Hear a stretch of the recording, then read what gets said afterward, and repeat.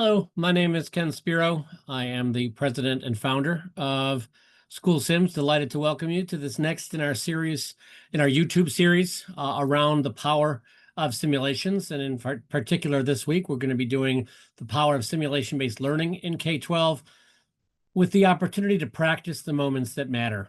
Obviously, there's a lot that matters, and it's really important that we have the opportunity to practice them when it's no risk, when the consequences are only in our minds as opposed to with real people. So let's talk a little bit about this. So why are we talking about this? Why do schools need simulations now? You read the news, it's pretty clear that it's really challenging out there. It's challenging to get teachers into the realm of teaching and to retain them. For leaders, the churn in leadership is significant. And that's partly due to the fact that it's a really hard job and it's not always appreciated. And so we're dealing with daily high stakes decisions with incomplete information. We're dealing with polarized communities, especially in the political environment. There's a lot of disagreement, but also with the advent of social media and artificial intelligence and AI, all of a sudden you have different approaches, different ways of thinking, a wide spectrum of opinion, and a fair amount of emotion associated with that, which makes this even more challenging. And obviously, as we evolve as humans, right, each generation not necessarily responding to being told what to do, right? So we want to really focus on opportunities for building judgment. And that's really about providing safe, guided, repeatable opportunities for practice. And that's where we can build that judgment, because these situations are different every time our students as we're stepping into a new space. What we need to fall back on is good judgment. We may not get it right, but we need to make the best decision we can. And certainly in K-12, mistakes carry that amplified impact. Because we have diverse stakeholders, because there's time pressure, there's never enough time to get everything done. We're dealing with that incomplete information, and there's a lot of emotional responses going on, and our reputations are at stake, right? So what we do, how we're perceived in the community, these are all things that enter into the decision-making matrix, which are really complicated to navigate. So what is simulation-based learning? We talk about this. Simulation means a lot of things to a lot of different people. In our context, what we're dealing with is a modality that harnesses the power of stories, right? We all know that humans were wired for stories. We are engaged by stories. We love to tell stories. So these are fundamentally story-driven or narrative-driven scenarios that are pieced together along a timeline, if you will, so that not only are you going to be making decisions in the story as a choose-your-own-adventure type approach, but you're also going to deal with what happens when you make that choice.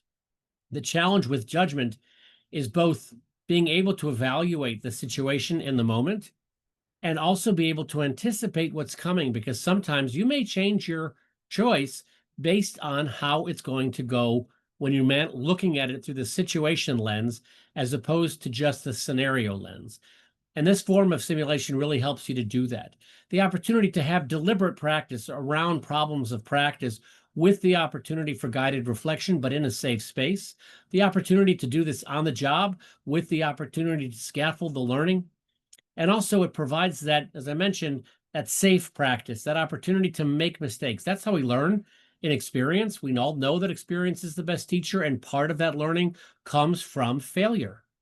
But the opportunity to learn from mistakes when it's real is painful and sometimes extremely stressful, and that can reduce the amount of learning that can happen. So having the opportunity to learn in a safe space can be very, very helpful in terms of building both improved judgment, but also resilience, so that you're prepared to roll with it even when you make mistakes. So why SchoolSims? And our approach is, again, built on a very scalable model, the idea of that choose-your-own-adventure approach, but they're browser-based, so you can take them anywhere, and you can have that story allowed with those consequences. They're built to be done, again, in however you are meeting with your students or your participants, so that they can be done in teams, because the value in having the opportunity to deal with situations with others is that you not only benefit from your own experience, but you benefit from the experience of others, because as part of that engagement with stories. As I mentioned, we also like to tell stories, and getting participants to engage in discussion, organic conversation about their approach, their insight, their experience, their lived experience can be incredibly developmental to anybody who's engaged in this kind of format. We're aligned to the standards, whether it's leadership, the PCEL, whether it's teaching and CAPE, the ethical standards, the MCEE, other standards as appropriate in terms of being able to make sure that as you're combining, as you're blending the instruction with opportunities for experience, which are both important and they work very well together, you can align them based on the elements of the standards that you're teaching. Fundamentally, when you're capturing a story, when you're capturing the flow of time, systems thinking is inherently there. And so the opportunity to provide participants, students with the opportunity to see and experience the issues, not just in the moment, what's facing them, right? On the one hand, you may be dealing with a student and everything else goes away, right? You're really focused on that needs of that student. But if you lose sight of the fact that there are other students in the classroom, that there may be parent involvement downstream, that your administrator may have something to say, or again, looking at it through whatever lens, then that's what's going to come back to bite you. So being able to have that sensitivity to the system is obviously critical and beneficial. And this approach is flexible from the standpoint of being able to deploy them in person, virtually, synchronously, or asynchronously with a coach, with a mentor, however it is that the participants are learning, these can be deployed in that way. Because the important thing, although experience is the best teacher, we know that it has to be doable, right? People need to have the opportunity to have the experiences, and these are eminently scalable. So it's also an opportunity to practice with decision-making under pressure. We know students are learning, participants are learning frameworks, the right way to do things, the processes to follow, everything they need to know. But when the pressure is on, we sometimes forget, right? So what is that? How do we go about facing those things when we're facing an issue for the first time? We have an angry person in front of us, maybe even yelling at us. In that moment, what are we drawing upon in terms of our ability to respond? And that's going to be experience. And it's really the idea that the easy decisions are easy, right? It's the ones we remember, because those are the ones that we often don't do so well in, aren't. And we want to do is build the capacity to work with incomplete information, to navigate the consequences. We know they're going to happen. We're not going to get it right, not according to everybody. And so being able to have some comfort level, some ability to that self-efficacy, if you will, to be able to navigate even when it may not go as planned or may not go well, but you still have to continue, right? You can't just walk out.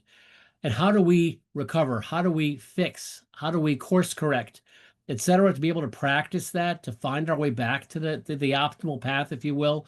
That's where we build confidence, and this happens through repetition. And we want to normalize the fact that you're not going to get it right, right? That's just life. When you're dealing with multiple students, when you're dealing with a building full of students and different staff and parents and communities and everything else, you're not going to get it right according to everybody, and that's okay. That's the way it is. We do the best we can, and we work from there. So in terms of the process, as students engage, as participants engage in these exercises, in these narratives, in these simulations, what they will do is take on the life of a teacher, a leader, a counselor, whatever the case may be. And they're going to have to make decisions, but also see the consequences that play out over time. A simulation will encompass anywhere from 6 to 10 decisions so that you're navigating not just the scenario in the moment, but also experiencing what happens even in a delayed format, right? You may be working with a colleague and it doesn't go well, and there's going to be immediate consequences, but there may be some longer term consequences as well.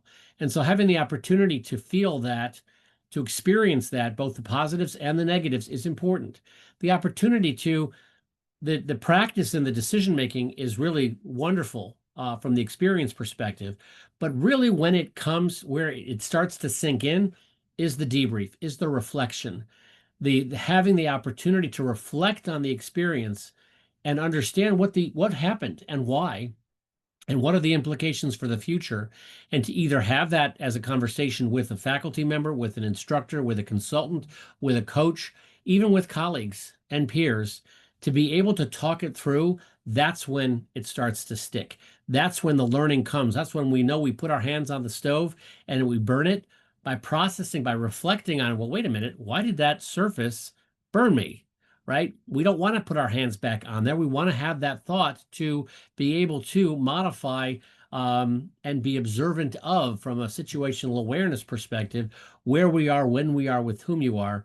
And obviously, our approach allows us to capture the experience from a administrator perspective, so that you can actually look at how your participants, how folks are evolving, how they're approaching, and be able to reflect on your own practice as you're engaging with these participants in whatever context you are, whether it's in university, whether it's in the district or in a school. So what are our partners seeing?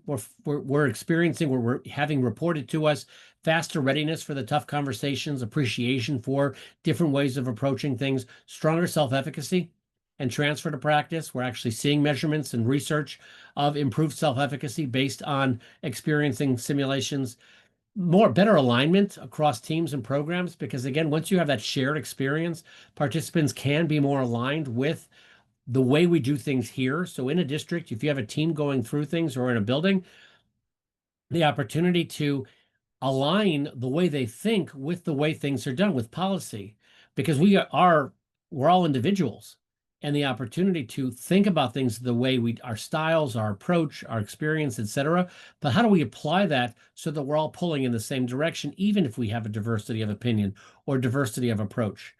And we have usable artifacts from the administration standpoint. You can see how your participants or your teams are doing, how they're thinking, being able to collect and process that, build a better climate, a better culture through shared practice, right? We have that shared, it gives us language in terms of having shared experiences, even if we're in different spaces in the building, in the district, or if we're in a university program, we may be out in different spaces. This is a shared experience that we can talk about, and everybody knows what you're talking about. And then again, getting that consistency across, even with diverse placements that may be happening with student teaching or leadership. Where do simulations fit? It's incredibly flexible. They can fit in teacher prep and induction, or leadership pipelines and residencies, again, depending on where your perspective is. Working on board and head governance teams, having the opportunity to have boards actually play what it's like to run a school, right? It may be one thing to have an opinion about what you think should happen in the district, in the building, etc., and be very, very well intentioned, and being very thoughtful. But if you've never been an administrator, do you appreciate what it might take to implement that, and how that would change what you would suggest if you actually had that appreciation? So this becomes another opportunity for this kind of work, and with parents as well. From a family engagement perspective, it didn't include that bullet, but that's also an opportunity to help parents understand the implications of what's going on in the classroom. We still want you to advocate for your children, of course. You are your children's best champions.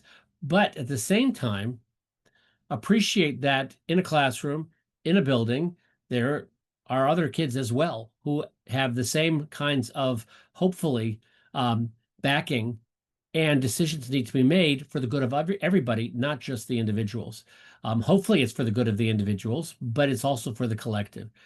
And it can also be done amongst teams with PLCs, as part of PD, or sent out as an individual exercise. One of the things that we're finding is, especially with all the challenges that we talked about in education, it's really isolating. And so the opportunities for loneliness, for reduced well-being, are present. This kind of approach, because they have that shared experience, even if you're doing them asynchronously, but if you're doing them in teams, it's that opportunity to connect, to hear from others, to realize you're not alone, and to benefit from the insight of others, is a strong push towards increasing wellness. That is that the peer-to-peer sense making, right? When you begin to hear different approaches and different ways of doing things. Again, that shared language, as we talked about before. And that opportunity to de-isolate, right? To realize that I'm not alone in this. I am the one who's in front of this, but I have places to go. I can call a friend.